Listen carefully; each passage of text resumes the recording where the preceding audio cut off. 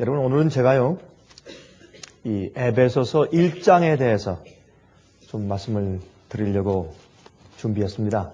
그 이유는, 저는 이제 성경을 이제 볼 때, 이제는 성경 전체를, 보려고 애를 쓰고, 또 성경 각 권마다 로마서면 로마서, 창세기면 창세기, 신명기면 신명기 해서 책 한 권 한 권이 도대체 지금 무엇을 말해주려고 하는 것인가 라는 관점에서 보려고 애를 많은 쓰는 사람 가운데 하나입니다. 그런데 그래서 어떤 때는 제가 이제 여행할 때 어떤 때 이제 컴퓨터를 가지고 다닐 때는 이제 컴퓨터에 있는 여러 가지 다른 종류의 그 번역들과 또 영어 번역이나 또 한국말 번역이나 여러 가지 번역들을 놓고 이렇게 보면 참 여행할 때 조용히 혼자 있으니까 그때는 아무도 저한테 묻는 사람도 없고 또 디스커션 할 사람도 없고 하니까 혼자 있을 때 제가 이 설교할 때에 여러분과 대화하는 또 제가 이해한 것을 일방주로 말하는 그런 시간과 좀 다른 것 같아요. 정말 성령께서 이 성경 말씀을 기록하신 그 말씀을 제게 있는 그대로 쏟아 부어주신다. 제 마음 가운데 이렇게 부어주신다는 그런 개인적으로 제가 주님 앞에 정말 그 무릎 앞에 앉아 주의 무릎 앞에 앉아 이제 그런 찬송이 있듯이 주님의 무릎 앞에 앉아서 내가 말씀을 듣는다 하는 그런 느낌을 자주 느낍니다. 요즘엔 또 이 파켓북이 있잖아요. 조그만 손 전자수초 같은 그런 것들이 있기 때문에 그 안에도 성경이 있어요. 이 조그만 이런 것에도. 그래서 그런 것도 이렇게 가서 이렇게 쭉쭉 이렇게 혼자 그건 참 간편해요 정말. 어떤 성경을 펴서 이렇게 다 찰 필요 없어요. 그 조그만 것만 손 누구 이렇게 넘기면 되니까 참 요새 성경 말씀이 영광이 얼마나 편리한 세상에 살고 있는지 몰라요. 그런데 제가 이 말씀을 그렇게 성경 말씀 자체가 정말 이게 이런 뜻이야 라고 소리를 지르는 그런 경험들을 자주 하게 되는데 여행할 때 제가 이번에 외국에서 돌아오면서 에베소 1장을 자꾸 읽는데 이게 2장으로 넘어가질 않아요. 이게 2장으로 넘어가야 되는데 2장으로 넘어가질 않아요. 왜냐하면 이 안에 있는 이야기가 너무 제 마음속에 풍성해서 그래서 제가 1장을 또 읽고 그러면서 내가 이 사도 바울이 1장 1절부터 이 14절까지 인상 이 내용이 그분이 줄여서 얘기했지만은 참 우리가 뜯어서 이렇게 이해해 보아야 할 많은 말씀들이 이 속에 들어있다 하는 그런 느낌을 제가 가지게 되었습니다. 자, 그래서 이 말씀을 좀 같이 좀 나눠볼까 이렇게 생각을 합니다. 에베소서 1장 1절부터 12절까지만 우리 같이 한번 먼저 읽고 그 다음에 우리 본론으로 들어가십니다. 하나님의 뜻으로 말미암아 그리스도 예수의 사도된 바울은 에베소에 있는 성도들과 그리스도 예수 안에 신실한 자들에게 편지하노니 하나님 우리 아버지와 주 예수 그리스도로 쫓아 은혜와 평강이 너에게 있을지어다. 그렇게 제일 서두에 인사 말씀을 합니다. 그 다음에 3절부터 사도 바울이 찬송을 부르는데 이 찬송이 12절까지 계속돼요. 그러니까 찬송하리로다 라는데 뭘 찬송하냐 말이에요. 그 찬송하는 내용이 가슴에 사무치고 그게 너무 분명하기 때문에 이 찬송 소리는 제가 이 말씀을 읽고 2장으로 넘어갈 수 없는 얘기 없다 하는 표현을 말씀드린 것은 사도 바울의 그 찬송 소리가 제 가슴에 울리고 메리치기 때문에 그 말씀을 드리려고 하는 것입니다. 찬송하리로다. Praise the Lord. 하나님 곧 우리 주 예수 그리스도의 아버지께서 그리스도 안에서 하늘에 속한 모든 신령한 복으로 우리에게 복 주시되 이게 찬송이에요. 근데 사도 바울은 이 에베소서를 쓸 때 그가 지금 어떤 입장에 있느냐 말이에요. 그가 있는 입장은 정말 어려운 입장이에요. 예? 매맞고 정말 고생하고 자기가 세운 교회들에게서 오해받고, 예?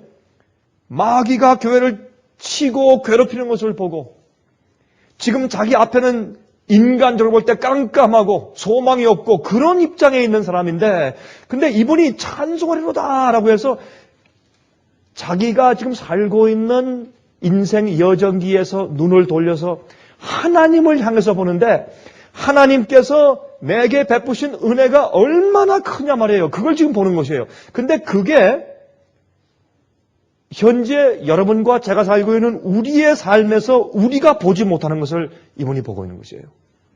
그게 여기 이제 이 말씀의 이야기의 중점은 뭘 말씀하냐면 은혜와 영광의 문제를 말씀하시면서 찬송하리로다 이렇게 얘기를 해요. 쉽게 얘기해서 은혜는 현재 여러분과 제가 지금 오늘 경험하는 것이 은혜입니다. 영광은 미래에 오는 것이거든요. 근데 사도 바울은 이렇게 말씀드리면 이게 꼭 무슨 논리적인 거 같고 뭐 신학적인 것 같지만 그렇지 않아요. 아주 간단한 얘기예요. 뭐 그렇게 이렇게 들리실지 모르지만은 은혜는 오늘 경험하는 것이고 영광은 미래거든요. 근데 사도 바울은 이 은혜와 영광을 현재 오늘 똑같은 것으로 보았어요. 그래서 그가 찬송을 해요. 이게 무슨 말인가? 제가 거기서 좀 설명을 좀 드리려고 하는 것이 제가 이 말씀을 읽다가 제가 그걸 이해했기 때문에. 그래서 그리스도 안에서 하늘에 속한 모든 신령한 복을 이미 우리에게 주셨다. 그렇게 말씀을 해요. 하나하나 이제 순서를 따라서 계단을 따라서 주실 것이다가 아니고 이미 주셨단 말이에요. 이미 내 주위에 내 속에 가득 있는데 우리가 모른다. 이미 주신 거야. 그렇게 말씀합니다. 4절. 곧 창세 전에 그리스도 안에서 우리를 택하사 우리로 사랑 안에서 그 앞에 거룩하고 흠이 없게 하시려고. 언제요? 언제? 우리가 태어날 때요? 아니요. 창세 전에. 이 지구를 창조하시기 전에도 여러분을 하나님께서 딱 계획해서 손에 기록하시고 이미 설계하시고 디자인하시고 준비하셨다 그 말이에요. 이것 때문에 무슨 오해가 생기는 줄 아세요? 예정설 오해가 생기는 거예요. 자, 그래서 예정설 문제 제가 잠깐 짚고 지나갈게요. 이것은 오래 말씀은 안 드리겠는데, 그래서 예정설 문제 오해가 생긴 거예요. 예정하신 것은 아닌데 여기 말씀하기를 창세 전에, 이건 우리가 이해하면 엄청난 얘기예요. 이거는. 근데 그걸 우리 조금 좀 이해하고 나가십시다. 그 기쁘신 뜻대로 우리를 예정하사. 이거 또 문제가 생겼네. 예정설이 또 나오죠. 그렇죠? 예수 그리스도로 말미암아 자기의 아들들이 되게 하셨으니 이는 그의 사랑하시는 자 안에서 우리에게 거저 주시는 바 그의 은혜의 영광을 찬미하게 하려는 것이라. 여기 은혜와 영광을 하나로 취급하잖아요. 은혜의 영광. 예? 같은 걸 취급하세요. 우리가 그리스도 안에서 그의 은혜의 풍성함을 따라 그의 피로 말미암아 구속 곧 죄사함을 받았으니 이는 그가 모든 지혜와 총명으로 우리에게 넘치게 하사 그 뜻의 비밀을 우리에게 알리셨으니 곧 그 기쁘심을 따라 그리스도 안에서 때가 찬 경륜을 위하여 예정하신 것이니. 예정설이 또 나와요. predestined 그랬어요. 예? 하늘에 있는 것이나 땅에 있는 것이, 다시 말해서 하늘에 있는 천사나 하늘에 있는 교회들이나 타락하지 않은 존재들이나 우리 이 땅에 있는 우리 죄인들, 이 세상에 있는 교회나 다 그리스도 안에서 통일되게 하나가 되게 하려 하심이라. 모든 일을 그 마음의 원대로 역사하시는 자의 뜻을 따라 우리가 예정을 입어, 또 나와네. 여기 예정이 또 나와요. 예정을 입어 그 안에서 기업이 되었으니 이는 그리스도 안에서 전부터 바라던 우리로 그의 영광의 찬송이 되게 하려 하심이라. 이 영광이요, 미래가 아니고 현재 우리가 하나님의 영광의 찬송이 되란 말입니다. 영광은 미래에 오는 것인데 그렇게 지금 설명하고 있어요. 여기서. 자, 이게 도대체 무슨 말씀을 하는 것인가? 우리 그걸 좀 뜯어서 좀 이해해 보도록 하십시다. 제가 늘상 말씀드리지만 성경은 옛날에, 지금부터 한 1900년 전에, 2000년 전에, 아니면 2500년 전에, 아니면 거의 2700년 전에, 예? 그때 있던 선지자들이 받아서 쓴 말씀인데, 하나님께서 말씀한 것을 그대로 딕테이션 한 건 아니지만은 그러나 그 사람의 마음을 감동했을 때 그 사람이 자기의 언어와 자기의 사상 구조를 기록했단 말입니다. 그러면 그 당시에 그 사람이 그 당시에 자기가 받은 교육 정도와 자기가 살던 생활과 문화 수준의 배경 속에서 자기의 언어와 자기의 표현으로 기록했어요.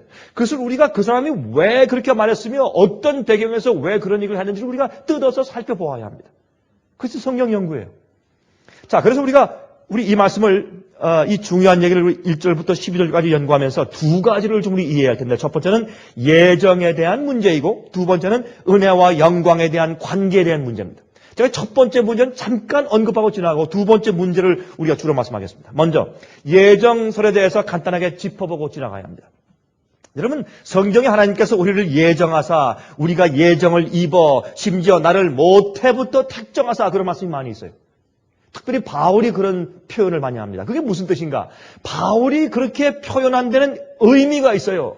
그것은 하나님께서 역사하신 그 역사와 주님의 뜻과 계획이 얼마나 능력이 있는지, 내가 거절하고 도망가지 않는 한 결국에 가서는 주님의 뜻이 이루어지더라. 그걸 그가 마음속에 막 끌어오르듯이 이해한 거예요.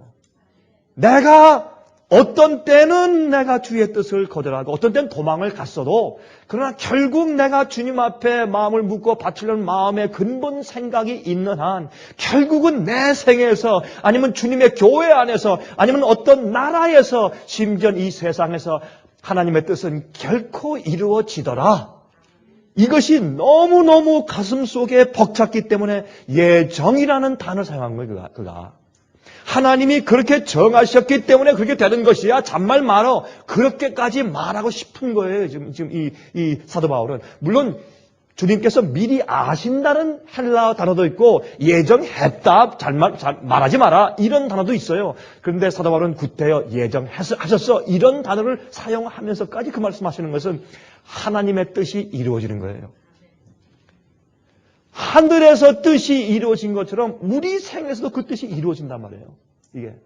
그 말을 지금 그가 하고 있는 것이에요. 그런데 그것을 우리가 성경적으로 이해하기 위해서 사도 바울은 그렇게 강력하게 표현을 했더라도 다른 주님의 선지자들을 그것을 보충 설명을 해주는데 누가는 사도행전 2장 23절에서 누가는 이렇게 보충 설명을 해요. 그가 하나님의 정하신 뜻과 미리 아신 대로 내어준 바 되었거늘 그렇게 말씀했어요. 너희가 법 없는 자들의 손을 빌어 못 박아 죽였으나 다시 말해서 하나님께서 어느 누구는 로마 군인 가운데서 어떤 너희가 예수님을 십자가에 못 박아 죽일 것이다 라고 그가 태어날 때부터 주님께서 미리 정해 주었습니까? 그럼 그런 불공평한 일이 어디 있어요? 그럼 뭐하러 태어나요? 그건 말이 안 되는 거죠. 그게 아니라 하나님께서 미리 아신 대로 내어준 바 되셨다. 그렇게 보충 설명을 해줘요. 이게 예정이지만 예정이에요. 하나님께서 미리 아신단 말입니다. 또 베드로 사도는 그것을 또 뒤에서 또 옆에서 보충 설명해 주는데 왜? 이 사도 바울은 강력한 사람이니까 말도 강력해요. 표현도 강력하고. 그러니까 사도 베드로는 옆에서 그것을 여러분 들은 분들이 혹시 이 말에 조금 오해하실 것 같아서 제가 보충 설명해 드릴게요. 하고 또 옆에서 또 거들어요. 베드로 전서 1장 2절에 이렇게 거듭니다. 곧 하나님 아버지의 미리 아심을 따라 성령의 거룩하게 하심으로 순정함과 예수 그리스도의 핏부림을 얻기 위해 택하심을 입은 자들에게 편지하노니. 여긴 또 사도 바울은 그렇게만 말하지 마시오, 베드로. 예정하셨으니 이렇게 말하니까 베드로가 아니 그런데 너무 그러면 사람들이 오해하니까 미리 아심을 따라 이렇게 보충 설명을 해주는 거예요. 이렇게 해서 성경을 이쪽 저쪽에서 섞어서 읽으면 아무 문제가 없어요. 문제가 없어요. 여러분 하나님께서 인간이 죄를 짓고 타락할 것을 알고 계셨습니까? 아셨습니까? Yes. 그럼에도 불구하고 인간을 창조하셨나요? Yes. 자, 하나님께서 누구는 구원을 받고 누구는 멸망당하게 될 것을 이미 다 아시고 계십니까? Yes. 그렇다면 우리가 어떻게 하나님의 계획에서 자유스러울 수가 있습니까? 아니 그러면 이미 다 아신다. 그러면 정하셨네. 이건 인간의 생각이란 말이에요. 그거를 미리 모르시면 하나님이 아니시죠. 그래서 우리 인간의 좁은 한계에선 하나님이 미리 정하셨다고 느끼지만 그것이 아니라 미리 아시는 예지 예정이라고 하는 낱말이 나온다고 말입니다. 그래서 하나님께서는 우리가 그 큰 구원을 우리가 받아들일지 아니면 거절할지에 대해서도 아신단 말입니다. 그래서 미리 아시지만 그러나 우리가 보는 입장에서는 하나님께서 정하신 것처럼 보이고 그렇게 들릴 수밖에 없는 것을 우리가 감안할 때 이 말씀은 문제가 없습니다. 그러나 사도 바울의 이야기는 그 속에서 자기의 생애를 가만히 돌이켜보니까 자기가 정말 그 감옥에 있으면서 에베소 교회에 편지를 쓰면서 가만히 자기의 과거를 회상해 보니까 자기의 인생의 태어남과 자람과 회개함과 다메섹의 도산과 모든 이방의 사도를 일하던 자기 일생 전체가 구비구비를 돌아 하나님의 섭리와 인도하심인데 이게 주님께서 날 이미 아셨구나. 모태로부터 날 정하셨구나. 날 택하셨구나. 그렇게밖에는 생각이 안 되는 겁니다. 저도 그런 의미에서 하나님이 저를 택하셨다 저는 믿습니다. 제가 잘나서가 아니라 저를 구원하고 또 미약하지만 주님의 사업의 한 부분에 쓰시기로 주님께서 이미 하나님의 계획 속에 있었다는 것을 저는 믿습니다. 그게 사도 바울의 설명입니다. 지금. 그래서 하나님은 영원히 거하시는 분이에요. 여러분 영원이란 무슨 뜻인가 하면 시작과 끝이 없는 겁니다. 영원은 둥근 원 같아요. 둥근 원이기 때문에 하나님께서는 모든 지점에 동시에 거하세요. 시작과 끝이 있으면 어때요? 여기에 있는 사람이 어떻게 저기 있어? 그런 말이 나올 수 있어요. 그러나 둥근 원이면 어디가 시작이고 어디가 끝이냐 말이에요. 하나님께는 역사가 그런 거예요. 그러니까 동시에 하나님의 눈에는 오늘도 내일도 모레도 어제도 하나님께는 같은 거예요. 하나의 같은 원점이기 때문에 그게 하나님이세요. 이게 지금 현재 우리의 그걸 우리가 뭐라 그러죠? 한국말 단어를 잊어버렸어요. 지금 third dimension, fourth dimension, fifth dimension, 그걸 한국말로 뭐라 그러죠? 감사합니다. 차원, 2차원 세계, 3차원 세계, 5차원 세계 그러지 않습니까? 그 차원이 달라요. 우리는 처음에는 뭘 그릴 때 평면 사진만 그리다가 요즘에 뭐예요? 입체.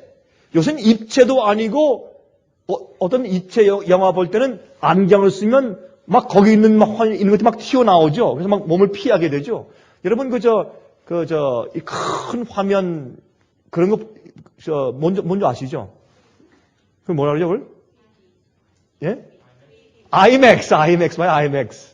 IMAX 같은 거 보시면 거기에 말이죠.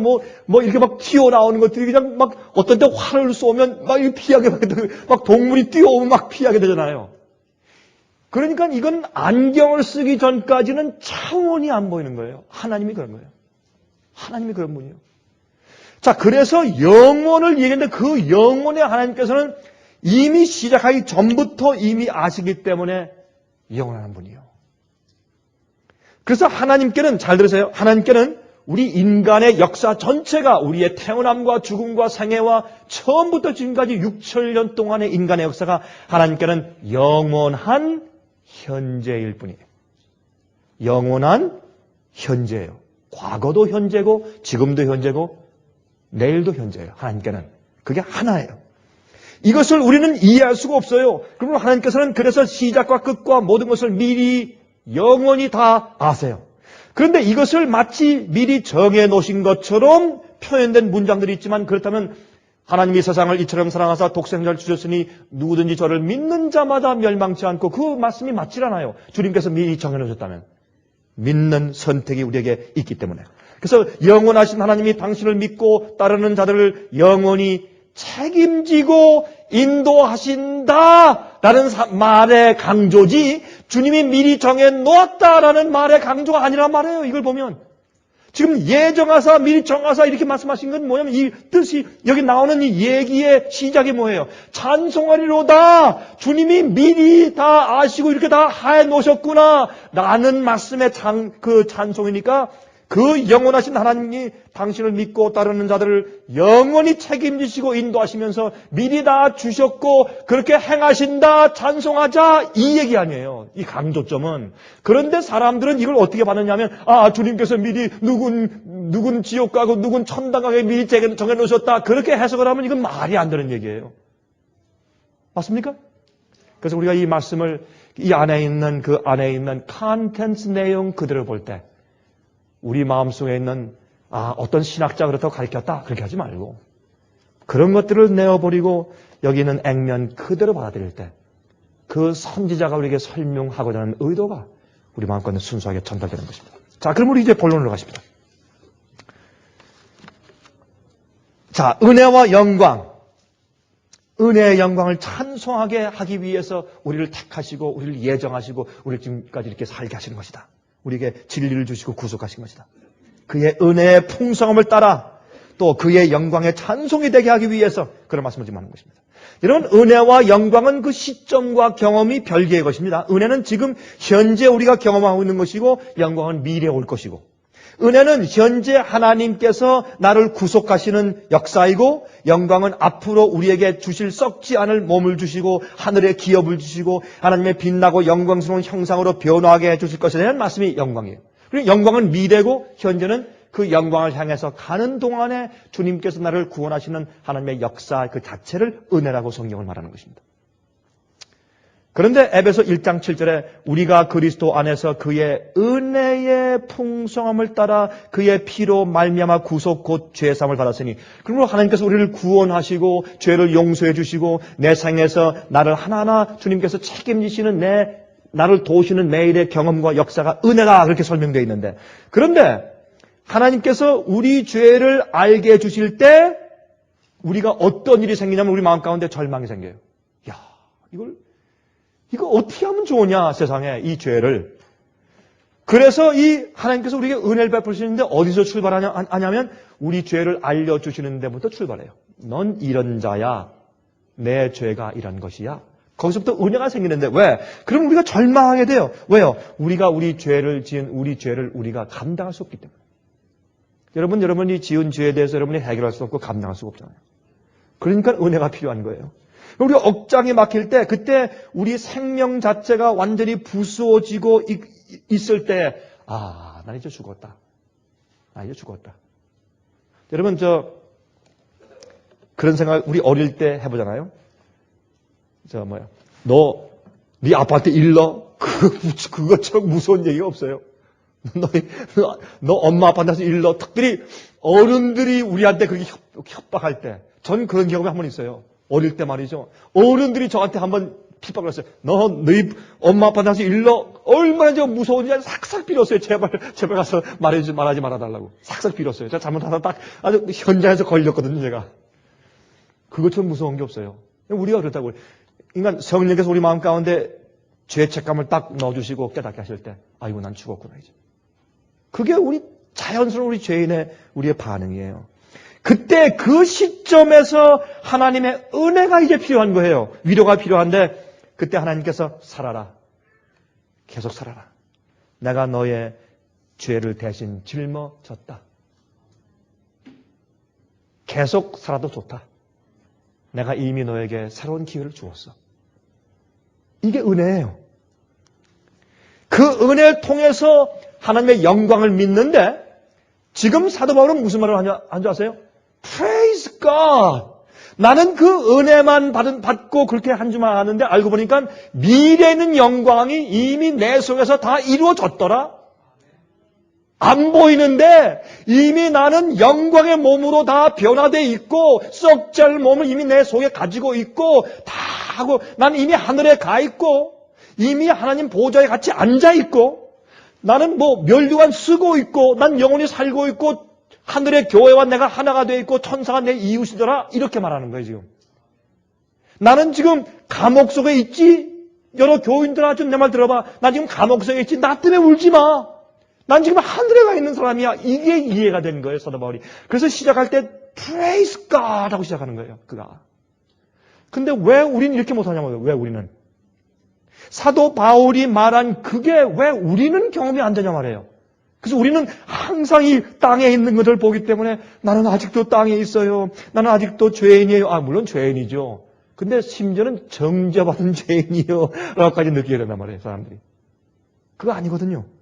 그걸 지금 말하고 있는 것입니다. 그래서 에베소 1장 8절 9절을 보면 그의 은혜의 풍성을 따라서 어떻게 하길 원하는가? 이는 그가 모든 지혜와 총명으로 우리에게 넘치게 하사 그 뜻의 비밀을 우리에게 알리셨으니, 다시 말해서 우리가 하나님의 찬송이 되게 하기 위해서 하나님께서 우리에게 주실 미래의 영광이 지금 현재 우리에게 믿어지고 경험되게 하기 위해서 은혜를 준 거예요. 죄를 용서받고 희망을 갖고 살게 하신 이유는 내가 너에게 줄 것이 이런 거야. 알겠어? 여러분 이 피아노 교습을 시킬 때 이 한국에 있는 피아노 교수 선생님들과 미국에서 어린 아이들에게 피아노를 가르치는 선생님들의 차이가 있다는 것을 제가 느낀 적이 있는데, 그것은 우리 집 아이들을 데리고 가서 피아노 교습이나 이렇게 좀 시켜보는 것을 제가 지켜보았을 때, 아니면 성악, 음성 연습을 시키다든지 이렇게 할 때, 제가 한 가지 느낀 것이 있어요. 한국에 있는 우리 한국 사람들의 사고방식은 스파르타식이에요. 아이들 딱 놓고 이거 해. 저거 뭐예요? 하고 미래 것을 물어보면 그건 너 지금 알 것 없어. 또 알 필요도 없고 넌 지금 몰라.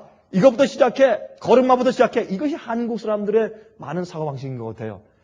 많이 지금 개조되었겠지만, 그러나 미국 사람들은 어린 아이들이 저쪽에 대학원 거를 물어봐도 그거 이런 거야 하는 그 아이들이 알아듣기 쉽게 설명을 해주면서 이제 곧 너 그것도 곧 가질 텐데 시작을 이거부터 하면 너 곧 그것도 가진다. 그래서 이제 전혀 피아노를 치지 못하는 어린 아이를 놓고 나서 이 선생님이 아주 멋있는 감미로운 음악을 한번 쳐줘요. 딱 쳐준 다음에 묻기를 어때? 좋지? 그러면 너무 좋아요. 너무 예뻐요. 너무 아름다워요. 그 곡이. 그래, 너도 이거 고칠 수 있다. 너 이거 치고 싶니? 치고 싶어요. 그러면 이것부터 시작할래? 이렇게 하더라고요. 그래서 참 좋은 방법이다. 제가 그런 생각을 했습니다. 사도 바울이 무슨 얘기를 우리에게 좀 해주고 있냐면, 우리는 예수님을 알고 주님 안에서 신앙생활을 할 때 우리가 닥치는 것은 매일 당하는 것은 시험, 유혹, 쓰러짐, 낭망, 좌절, 핍박, 어려움, 그런 것들이에요. 그렇기 때문에 지금 무슨 얘기를 하냐면, 나는 감옥 속에 있지만 난 하나님을 찬송하는데 그 얘기가 미래 영광이 이미 나한테 왔어. 알고 보니까 창세 전부터 이걸 미리 다 주셨네. 나도 몰랐어. 이렇게 시작하는 거죠. 그래서 우리가 새해를 시작할 때 그렇게 시작했으면 좋겠어요. 우리가 과거를 묻는다 그러면 묻어버릴 줄 알아야 돼요. 근데요, 우리가 다 예민하기 때문에 과거를 묻는다 해놓고 나서 새로 시작하지만 마음속에 과거는 항상 있어요. 그래서 항상 그게 나를 괴롭히고 시험을 주고 애석하게 하고 후회하고 그래요. 그거 어려워요. 어떤 사람들은요, 잊었다고 가면 저 사람 참 뻔뻔스러워. 그렇게 말을 해요, 사람들이. 근데 우리가 주님 안에서 사는 신앙생활엔 그런 게 없어요. 그렇게 하면 안 됩니다. 여기는 우리가 미래 주님께서 이미 우리를 향해서 베푸신 주님의 설계와 미래가 이미 우리에게 주실 하늘의 기업이 오늘의 나의 것인 것처럼 살 수 있어야 우리는 승리합니다. 그거 안 하면 매일 낭망이죠. 매일 낭망입니다. 그래서 로마서 8장 28절 30절에 우리가 너무 자주 얘기하는 말씀이 나오는 거예요. 똑같이 사도 바울이 말씀한 거죠. 우리가 알거니와 하나님을 사랑하는 자 곧 그 뜻대로 부르심을 입은 자들에게는 모든 것이 합력하여 무엇을 이룬다? 선을 이룬다. 모든 것이 합력하여 선을 이루는데 하나님이 미리 아신 자들로 또한 그 아들의 형상을 본받게 하시기 위하여 미리 정하셨으니, 이것도 또 정했다는 얘기가 나오잖아요. 이는 그로 많은 형제 중에서 맏아들이 되게 하려 하심이니라. 또 미리 정하신 그들을 또 정했다 그랬어요. 또한 부르신 그들을 또한 의롭다 하시고 의롭다 하신 그들을 또한 영화롭게 하셨느니라. 여기도 보면 어떻게 되어 있어요? 여기도 이미 영화롭게 영광, 미래 영광이 이미 이 땅에 이미 이루어져 버렸어요. 어떨 때 내 주위에 별일들이 다 생기는데 그것이 합력하여서 주님의 뜻대로 결국엔 선이 이루어질 것이다 라고 믿는 자들에게는 이미 하나님께서 그를 영원롭게 하셨다 그 말이에요. 내가 믿고 그것을 받아들일 때 우리 이렇게 이해하십시다. 어떤 사람이 집을 짓는데 우리가 가가지고 사람에게 이렇게 묻는다고 하십시다. 선생님 지금 무슨 집을 짓고 계십니까? 그럴 때 그 사람이 글쎄 저도 잘 모르겠습니다. 그저 벽돌과 나무를 하나씩 쌓아 나가고 있는 중입니다. 다 쌓고 나면 어떤 종류의 집이 나오게 될지 그때 가서 알겠지요. 그런다면 우리가 어떻게 생각하겠어요? 이 사람이 예? 우스운 사람이죠. 우리가 가끔 하나님을 그렇게 취급해요. 이게 사도 바울이 그런 얘기 들어가 보니까 이게 무슨 말이냐면 사도 바울은 하나님이 나라고 하는 인간이 태어나심과 죽음과 어떻게 할 것을 미리 아시기 때문에 계획하고 이 디자인하시고 이미 시작하셨는데 지금 글쎄 이 강병구한 존재가 이렇게 하루 이틀 쌓아나가 보면 그때 어떻게 될지 나도 모르겠는데 내가 최선을 다해서 다 쌓아나가 보자. 그게 아니고 하나님은 여기에 있는 강병구한 사람이 나중에 영광 가운데 어떻게 될 것을 이미 아시고 설계하시고 디자인하시고 시작하셨단 말이에요. 거기에 그 설계에 따라서 하나씩 벽돌과 나무를 쌓아 올리고 있는 것이지 이렇게 쌓아 올려놓으면 앞으로 어떻게 될지 두고 보자가 아니란 말입니다. 그래서 이 사도 바울의 얘기는 그래서 예정하셨다라고 말을 해요. 저도 이 얘기가 제 성격에도 시원하고 맞아요. 저한테도 좋아요. 저도 화끈한 사람이기 때문에. 우리 한국말로 화끈하다 그러잖아요. 저도 이런 게 좋아요. 그래서 두고 보자가 아니거든. 주님이 예정하셨다. 이미 계획하셨다. 저는 좋은 거예요, 이게. 뭐가 나빠요? 그래서 전 가끔 제가 세미나 가서 얘기할 때 저도 예정설을 믿습니다. 그런 말을 해요.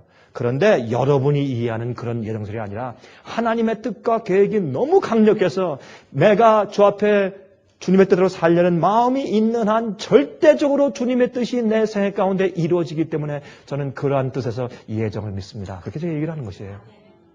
그렇게 믿고 좀 하나를 살아보자고 이렇게 믿고 예? 여러분이 일로 넘어지고 절로 넘어지고 걸려 넘어지고 돌불에 채여서 코를 깨지라도 주님의 계획과 설계를 나를 향하신 주님의 예정을 한번 믿어보자 말입니다.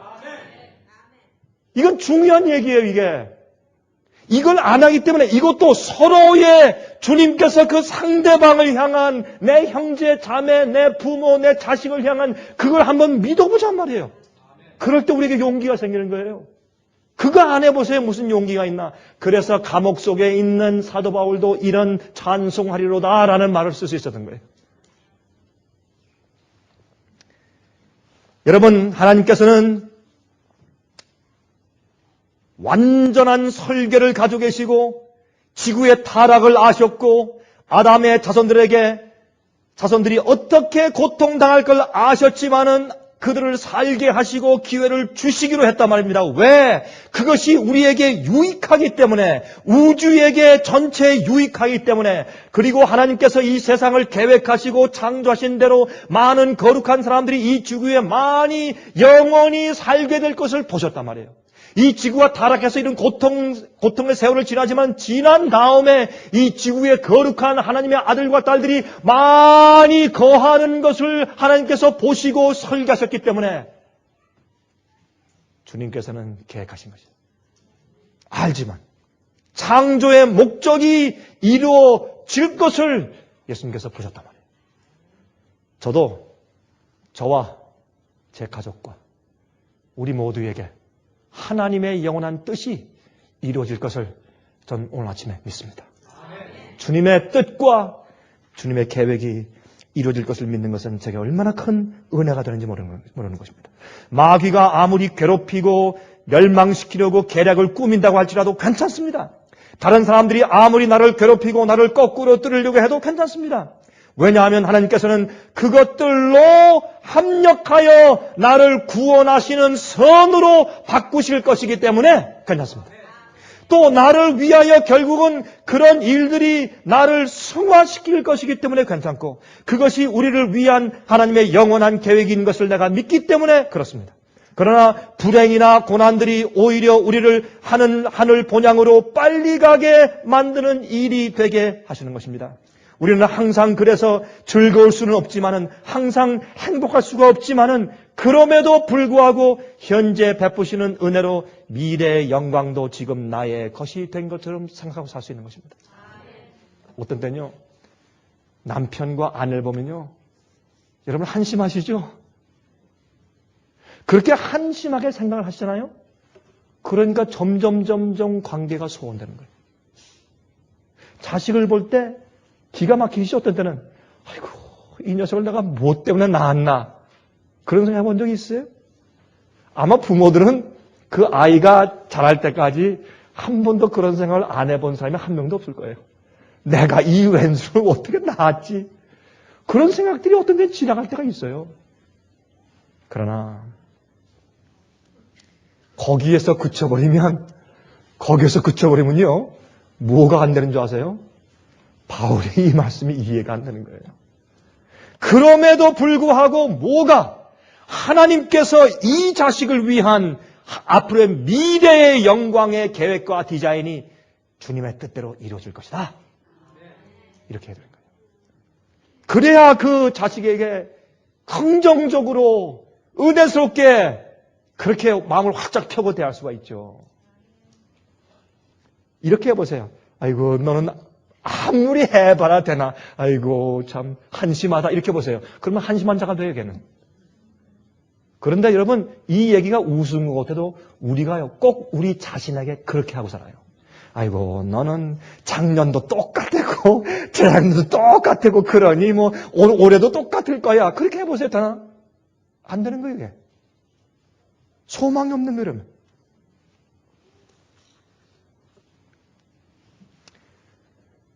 우리가요, 이미 늙었어도, 우리 나이가 많이 들었어도, 내가 이미 하늘에서 있는 것처럼 이미 젊어졌다! 라고 살아야 돼요. 그게 영광이 지금 나예요. 이 의미는 저한테도 의미가 있어요. 저도 지금, 내가 앞으로 미래 살 20대가 다시 내게 도래했다! 라고 믿고 살잔 말이에요. 우리의 정신 건강이 우리 몸의 건강과 얼마나 직결되냐 말이에요. 그렇잖아요? 이게 가만히 보니까 이게 그 얘기를 하고 있는 것더라고요. 그게, 이 사도 바울이 그 얘기를 하고 있는 것이에요. 가만히 형편을 보니까. 여러분, 요셉은요, 형들에게 얼마나 증오를 받았어요. 형들이 참 그를 미워해서 참 요셉처럼 고난이 많은 사람도 또 어디 있어요. 그냥 집에서는 맨날 그렇게 그 형들에게 그 압력을 받았는데 그 압력을 받는 이유 가운데 하나가 있어요. 우리가 전체 역사에서 볼 때 요셉의 형들이 나쁘죠. 요셉의 형들이 어떻게 저럴 수가 있느냐 이렇게 하지만은 그러나 그 요셉과 형들의 생활에 그 가정에 들어가서 매일매일 살아보세요. 요셉에게도 책임이 있나 없나? 요셉은 입 바른 소리를 하거든. 자기 혼자 의롭거든. 딱 이렇게 하고 목을 굳게 세우고. 왜요? 실제 요셉이 의롭기 때문에 그래요. 그리고 그가 입 바른 소리 하는 것은 어떻게 해요? 그가 인격이 아직 모자랐어요. 그래서 조금만 하면 쩌쩌쩌서 아빠 형들이 이래요. 이렇게 했거든. 하나님께서 요셉을 의로운 자라고 보셨습니까? Yes. 그러나 그가 이 애굽의 왕이 되어서 당신의 자손들을 다 먹여 살릴 수 있는 지도자감은 아직 아니란 말이에요. 그래서 뭐가 필요했습니까? 고통이 필요했어요. 그래서 하나님께서 보세요. 하나님은 넓은 분이거든요. 어떻게 하시는지 아세요? 요셉도 고치고 형들도 회개시키고 그렇게 하시는 거예요. 그래가지고 형들은 쳐서 요셉을 팔게 하는 것을 주님께서 허용하시고 요셉은 팔려가면서 울게 하시고 나중에 둘 다 주님의 뜻이 이루어지잖아요. 요셉은 놀라운 하나님의 지도자가 되고 형들은 회개해서 나중에 어떻게 해요? 아버지가 죽기 전에 아버지 마음을 위로하는 나중에 12지파의 우두머리들이 되잖아요. 이게 하나님이시란 말이에요. 하나님. 그래서 하나님은 현재 은혜와 미래 영광이 하나님께는 하나예요. 우린 그게 안 보이니까 맨날 어떻게 해요? 아이고 난 틀렸다. 너도 틀렸다. 이러는 거예요. 아닙니다. 아닙니다. 그래서 요셉은 말하기를 형들이 두려웠더니까 형들이여 걱정하지 마십시오. 하나님이 나를 보내신 것이요. 요셉의 위대함은 그것을 이해한 거예요. 내게 주위에 일하는 모든 일들을 볼 때 당신이 나를 보냈소가 아니라 하나님이 나를 보냈소. 이렇게 이해할 때 하나님께서 그를 들어 올려 쓰신 겁니다. 시편 105장 16절부터 20절에 보실래요? 다윗은 그 사건을 이렇게 찬송해요. 그가 또 기근을 불러 그 땅에 임하게 하여 그 의뢰하는 양식을 다 끊으셨도다. 한 사람을 앞서 보내셨으며, 이게 요셉이에요. 한 사람을 앞서 보내셨으며 요셉이 종으로 팔렸도다. 그 발이 착고에 상하며 감옥에 들어갔죠. 그 몸이 쇠사슬에 매였으니 곧 여호와의 말씀이 응할 때까지라 주의 작정한 계경하는 것이에요. 그 말씀이 저를 단련하였도다. 왕이 사람을 보내어 저를 방석하며 풀어줬죠. 열방의 통치자가 저로 자유케 하였도다. 이 요셉의 이야기를 다윗은 시편 105장에 딱 들어서 하나님을 찬송해요. 왜? 주님의 예정이 이루어졌으니까. 제가 이 말씀을 제가 에베소, 이제 여러분 이해하시겠죠? 에베소 1장을 제가 읽다가 2장으로 넘어갈 수가 없었다는 얘기 이해하시겠죠? 제가 이걸 자꾸 보면서 참 이제 콧날이 시큰하고, 내가 이 인생을 사는 사고방식을 조금 바꿔야 되겠다. 그래서 말씀이 육신이 되었다는 건 뭐냐면, 진리의 말씀을 읽으면 내가 세상에서 꼴지어지고 세상에서 배우고 한 모든 꼴지어진 내 사고방식이 하나님의 말씀으로 뒤바뀌는 것이에요. 바꿔주는 것이에요. 내가 내가 달라지고 또 내가 고치고 우리 가지고 있는 내 이 선입관념을 고치고 그렇게 고치는 것입니다. 그래서 진리가 육신이 되는 거예요. 말씀이 예수님께서 말씀이 육신이 돼서 하는 예수님께 대한 그 표현이 우리에게도 적용이 돼요. 우리에게도. 제가 이번 주에 분들 가운데서 이제 보신 분들도 계시겠지만, 제가 이번 주일에 펭귄의 일생에 대한 제가 비디오를 봤어요. 근데 그건 내셔널 지오그래피에서, 여러분 내셔널 지오그래피 월간 매거진 있지 않습니까? 그거를 만드는 회사죠. 그 회사에서 만든 펭귄의 일생 그 비디오인데, 제가 그것을 보면서 두 가지를 느꼈어요. 하나는 디프레션. 그걸 보고 나니까 막 디프레션에 빠져요, 제가. 두 번째는 뭐냐면, 이게 하나님께서 이 자연을 통해서 우리에게 베푸시는 계시구나. 나를 보여주고 인생의 생애를 보여주는 것이구나. 제가 그게 감이 탁 들어오더라고요. 제가 꼭 목사기 때문에만 그런 것은 아닐 거예요. 여러분도 아마 그런 생각을 느끼셨을 거예요. 근데 왜 제가 디프레션에 빠졌느냐? 펭귄 그러면 예쁩니까? 안 예쁩니까? 얼마나 예뻐요. 귀엽고 펭귄 그림 보세요. 얼마나 예쁘고 참 걸어가는 그 모습도 참 얼마나 예뻐요. 근데 펭귄의 일생을 보니까 그렇게 불쌍할 수가 없어요. 전 몰랐어요. 그걸 보기 전까지 전 몰랐어요. 이 펭귄이 그렇게 물속에 들어가서 많이 물고기를 잡아가지고 뚱뚱하게 될까지 자기 몸속에 양분을 저장하는 이유를 제가 알게 되었어요. 잔뜩 잡아먹고 그냥 이렇게 뚱뚱해진 다음에 뒤뚱거리면서 멀리 걸어가는데, 또 하나는 말이죠. 왜 다른 동물들은 살지 않는 곳에 그 남극과 북극의 그 얼음에 말이에요. 펭귄만 사냐 말이에요. 하나님께서 펭귄을 거기에 살게 하심으로 여러분과 저에게 하늘의 교훈을 주시는 거예요. 펭귄이 거기에 남아서 펭귄만 살아요. 펭귄만 거기에 견딜 수 있어요. 그 추운데 이제 거기에서 이제 물에서 그렇게 하다가 거기서부터 그 남극의 육지 가운데로 들어가요. 다시 말해서 이 얼음의 두께가 가장 두꺼울 때, 나중에 얼음이 녹어서 자기 가까운데 와도 거긴 깨지지 않을 그 가운데 가장 얼음이 두꺼운 곳으로 이민을 가요. 잔뜩 먹고 나서 글로 가는데 한 거의 2주가 걸려요. 비바람이 눈보라죠. 엄청난 그러니까 영하 50도, 6도니까 체감 온도 100도, 120도 체감 온도가 상상이 안 되는 그런 추위 속에서 이 펭귄이 이러고서 걸어가는데 그 오랜 수마일을 2주를 걸려서 걸어가요. 걸어가면서 얼어 죽는 이제 펭귄도 있고. 그래서 모이고 여기서 저기 때가 모이고 처음에 수천 마리가 이제 한 곳에 모여요. 그 가운데 모이는데 거기서 짝짓기를 해요. 그리고 알을 낳아요. 근데 알을 낳고 하면은 여행 오면서 모여서 또 있다가 또 이제 잉태하고 알을 낳고 하면 시간이 꽤 걸리지 않습니까?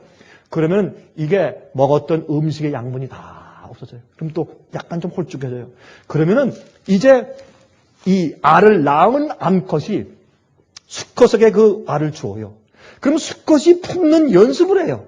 암컷은 품을 줄 알거든. 수컷은 품어봤어야지. 그러나 자기 발에 이렇게 들고서 손이 없잖아요. 펭귄은. 그래서 손 발로만 해야 돼. 이렇게 들고서 자기의 앞에 부분 털로 가려요. 좀 밑을 가리는데 그게 안 되니까 놓치고 그러면 그걸 또 품고 그걸 연습을 해서 암컷이 가만히 지켜본 다음에 수컷이 품을 때가 됐다. 그러면 암컷은 또 길을 떠나요. 어디로? 또 먹이를 먹으려고. 쭉 떠나요. 그러면 이제는 뭘 하느냐? 암컷은 자기가 먹은 것 힘으로 새끼를 낳았어요. 알을 낳았어요. 그럼 이제는 수컷은 자기가 먹은 것을 개워가지고 이제 그것을 좋을 때가 됐단 말이에요. 그래서 그걸 품어요, 그걸 다 품고 고생하는데 그때 수컷들만, 암컷이, 그러니까 정말 아내, 부인이 없는 남편들이 호래비들이 불쌍한 게 거기 나오더라고요, 거기에. 이 수컷들만 수청해가지고 참 쓸쓸해. 다 이러고 서로 추우니까 서로 온도를 이제 녹여요. 잔뜩 서로 이렇게 막 프레스 하는 거예요. 프레스. 어떤 때는 말이죠. 우리가 외로우니까 싸우는 거예요. 외로우니까 서로 기대가 따뜻하거든. 그런데 기대는데 우리가 매너가 없으니까 싸움이 되는 거예요. 그렇죠? 어떤 때는 고슴도치가 있거든. 너무 오지 마, 나 아파. 이렇게 하니까 싸우거든. 근데 이제 서로 프레싱을 하는데 모였는데 그때 가장 추운 겨울이 지나가요. 파랑이 불면서 그 추위를 견뎌요. 견디고. 그런데 그때에 수컷들이 이 알을 품고 있는데 이제 암컷들은 또 그 오랜 동안 걸어서 지친 걸음을 걸어서 또 바닷가로 가가지고 또 물속에 들어가서 또 사냥을 해요. 잔뜩 먹고 또 긴 그 여정을 또 걸어서 와요. 그 오면 그 수천 마리가 있는데 어떻게 아내 남편이 알아보며 그 다음에 그때쯤 되었을 때 이 엄마가 돌아오쯤 되었을 때는 벌써 알이께 새끼가 나와 있어요.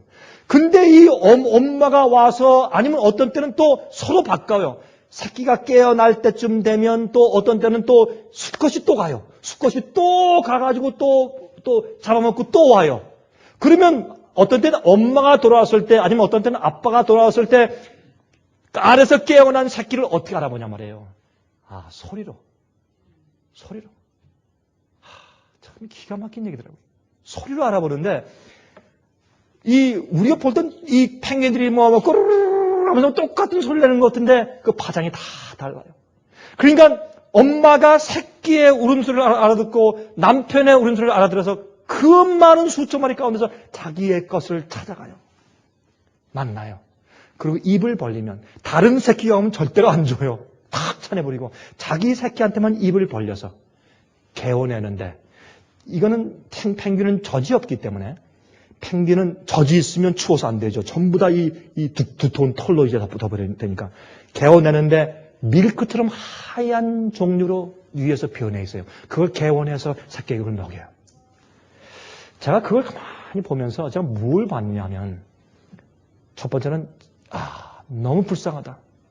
펭귄의 삶이 저는 그 사람이 따스한 햇빛 받고 빙산에 다 있다가 잘 빠져가지고 수영 잘하고 난 이렇게 재밌는 줄 알았어요. 그게 아니라 일생이 너무너무 이거는 정말 고초와 고생과 불행 연속이에요. 그러는 과정에 물개가 올라와서 펭귄이 잡혀먹고 복수가 와서 물어뜯고 잡혀먹기고 얼어 죽고 그다음에 낳은 알이 금방 얼어서 없어져 버리고 별일 다 생기는 거예요. 그러니까 이게 고생. 제가 들어올 때 펭귄은 우리 같은 지성이 없고 영생이 없기에 망정이지 만약 우리 인간 같은 지성이 있다면 그건 뭐 때문에 태어나서 살아요? 그 살 가치가 없는 것 같아요. 뭐 때문에 그러니까 완전히 왔다 갔다 고생하고 알 낳고 키우고 새끼 먹이는 걸로 살다가 죽어버리는 거예요. 그밖에 없어요. 펭귄의 일생. 근데 너무너무 고생이 많은 거예요. 이게 뭔지 아십니까? 여러분과 저에게는 예수 그리스도의 재림과 부활의 소망과 미래의 영광이 없으면 우린 살 가치가 없습니다. 우리의 생애는 아무것도 아니고 고생뿐이며 일생 동안 참 아픔과 슬픔뿐이고 외로움뿐이고 고난뿐이고 우린 이 세상을 태어나서 살 가치가 없는 삶을 살고 있는 것입니다.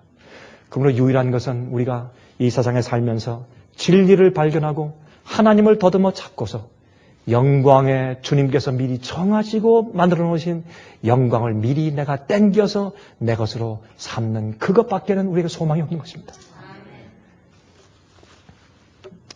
그래서 미래의 영광이 현재 은혜의 형태를 가지고 있습니다. 제 말씀의 결론입니다.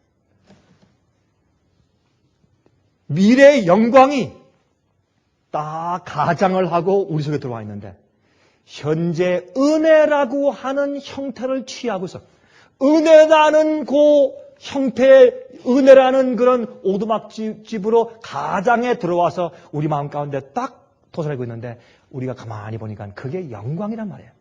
내 속에 예수 그리스도의 은혜가 지금 내 마음 가운데 경험되고 있는 한 미래의 영광은 내 것인데 왜? 주님께서 이미 알고 창세 전부터 정하시고 설계하시고 계획해 놓으셨기 때문에 은혜를 경험하신 여러분들이시여 영광을 가지고 하늘을 살도록 하십시다.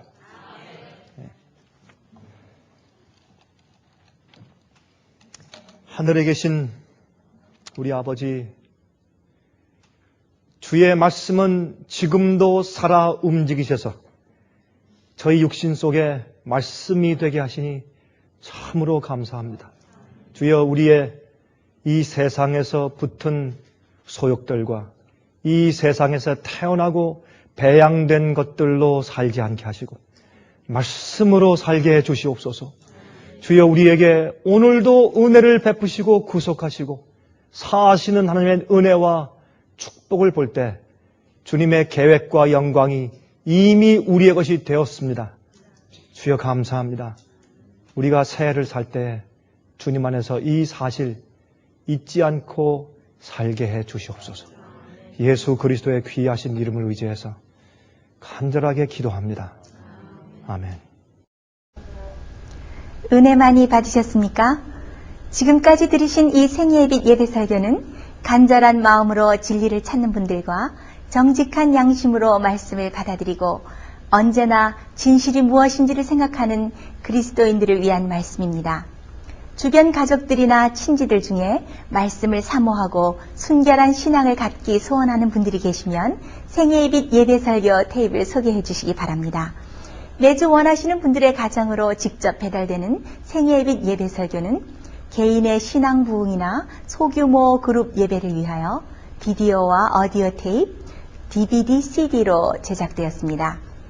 생예빛 예배 설교 테이프를 원하시는 분들은 1-877-704-1004번으로 전화하여 주시기 바랍니다. 생예빛은 각종 미디어, 즉 출판물, 텔레비전, 비디오, 오디오 카세트 테이프, DVD, CD, 그리고 웹사이트를 통하여 복음을 전하는 미디어 선교 기관입니다. 생예빛에서 이루어지는 선교 사업을 크게 5가지로 나누어 소개하면 다음과 같습니다. 첫째로 생예빛은 가정과 건강과 참된 신앙을 소개하는 월간지 살아남는 이들을 매달 발간하고 있습니다. 가정과 건강 문제뿐만 아니라 참된 신앙과 성경에 나타나 있는 중요한 진리들에 대하여 매달 깊이 있게 다루는 최고의 신앙지입니다. 둘째로 생예빛은 미국의 주요 도시에서 텔레비전 선교 방송을 하고 있습니다. 많은 분들은 생예빛 선교 방송을 통하여 복음을 발견하고 새로운 생애를 살아가고 있습니다. 셋째로 생예빛에서는 우편 통신을 통하여 평신도들의 성경 연구를 도와드리는 성경통신학교를 운영하고 있습니다. 성경에 나타나 있는 중요한 문제들에 대하여 체계 있게 공부하기를 원하시는 분들은 성경 연구 단기 코스와 계시록을 통한 성경 교리 연구, 또한 요한계시록 연구 과목을 신청하시기 바랍니다. 교재 및 모든 비용이 무료인 생예빛 성경 연구 과정을 통하여 복음과 예언 문제를 가장 쉽고 체계 있게 공부하시기 바랍니다. 넷째로 생예빛은 예언 연구를 위하여 특별하게 제작된 비디오 시리즈를 나누어 드리고 있습니다. 성경 구약과 신약의 대표적 예언서인 다니엘서와 요한계시록을 처음부터 마지막까지 자세하게 해설해드리는 예언 연구 비디오 시리즈를 통하여 많은 분들이 성경과 미래에 대한 새로운 시야를 가지고 살아가게 되었습니다. 마지막 시대의 복음과 비밀이 담겨져 있는 다니엘과 요한계시록 비디오 시리즈를 신청하셔서 새로운 영적 부흥을 체험하시기 바랍니다. 다섯째로 생애의 빛은 생애의 빛 원장이신 강병국 목사님의 예배 설교가 담겨져 있는 비디오와 오디오 테이프, DVD나 CD를 원하는 모든 그리스도인들에게 나누어 드리고 있습니다. 매주 생애의 빛 예배 설교 테이프를 받기 원하시는 분들은 생애의 빛으로 연락하여 신청하여 주시기 바랍니다. 끝으로 생애의 빛 선교 사업에 대해서 좀 더 자세하게 알기 원하시는 분들은 웹사이트 www.sostv.net를 방문하시기 바랍니다. 생애의 빛 웹사이트에는 지금까지 나온 모든 월간지와 비디오 테이프와 텔레비전 방송물들을 누구나 무료로 보실 수 있도록 준비되어 있습니다. 지금까지 소개해드린 생애의 빛 선교 교재들 중에서 원하시는 책자나 테이프 있으시면 무료 전화 1-877-704-1004번으로 신청하여 주시기 바랍니다. 미국 동부 시간으로 월요일부터 금요일까지 9시에서 5시 사이에 전화해 주시기 바랍니다. 그럼 다음 시간까지 안녕히 계십시오.